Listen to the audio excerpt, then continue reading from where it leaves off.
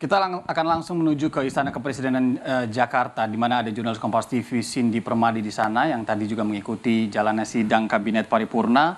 Kita akan tanyakan langsung juga soal Presiden yang katanya akan mengakomodasi program-program pilihan Capres-Cawapres terpilih. Cindy, apa yang Anda tangkap soal pembahasan RAPBN 2025 ini? Presiden barusan bilang ekonomi global masih banyak ketidakpastian, tapi sudah akan memasukkan program-program Presiden Cawapres terpilih 2024 ke era APBN. Sementara kita tahu belum ada official atau pengumuman resmi soal pengumuman siapa yang menang di pemilu 2024. Ya, Iranda, yang jadi alasan dari Presiden Joko Widodo sebenarnya adalah bahwa rencana kerja pemerintah dan kebijakan fiskal tahun 2025 ini perlu disiapkan karena akan menjadi jembatan untuk menjaga keseimbangan pembangunan antara pemerintahan saat ini yang masih berjalan dengan pemerintahan dari presiden yang terpilih. Mengingat APBN yang nantinya akan digunakan oleh presiden terpilih harus disiapkan sejak tahun ini. Sehingga bagaimana APBN yang tengah digodok saat ini bisa mengakomodir program-program dari presiden terpilih.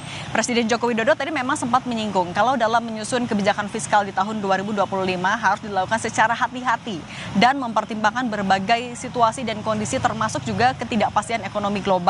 Misalnya adalah soal adanya beberapa negara yang tengah mengalami resesi seperti Jepang dan juga Inggris.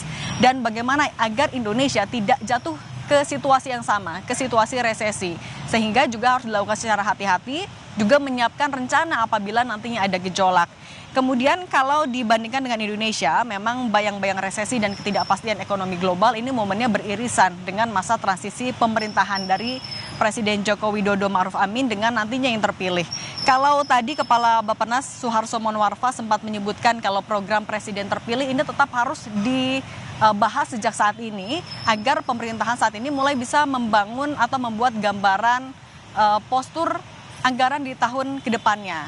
Nah, tapi pembuatan postur anggaran ini tetap dilakukan dengan menunggu hasil penghitungan suara di KPU yang baru keluar di bulan Maret 2024, Irianda.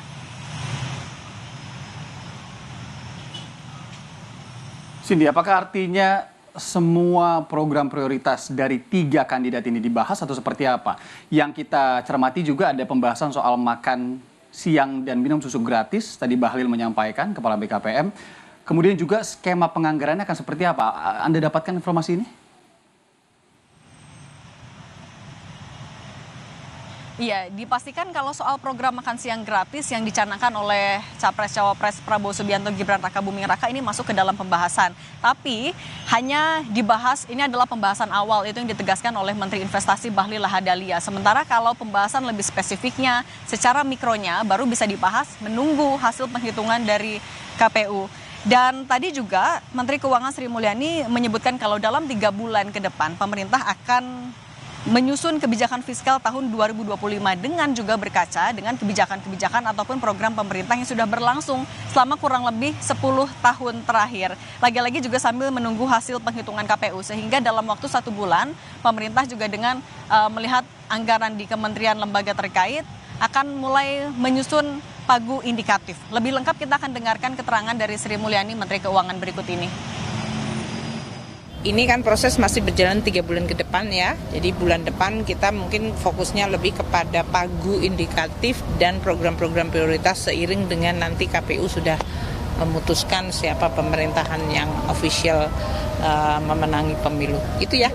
Iya, makan siang gratis. Itu bagaimana Bu?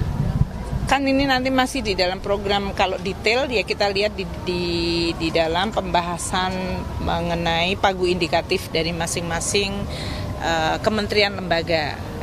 Nah ini nanti kita lihat dari existing program dengan apa yang akan masuk baru dan itu nanti akan dihitung dalam sebulan ke depan. Gitu ya. Menko Perekonomian Erlangga Hartarto tadi sempat menyebutkan kalau gambaran penerimaan soal penerima program makan siang gratis ini pun sudah ada. Dilihat dari program-program sebelumnya yang memang sudah berjalan, misalnya bisa dilihat untuk program ibu hamil ada jumlahnya, kemudian juga untuk anak sekolah, untuk balita itu ada jumlahnya, dan jumlah-jumlah ini, gambaran jumlah penerima ini akan menjadi gambaran juga bagi pemerintah dalam menyusun alokasi anggaran atau kebijakan fiskal di tahun 2025, Irianda. Dari Istana Kepresidenan Jakarta, Cindy Permadi melaporkan langsung. Terima kasih, Cindy.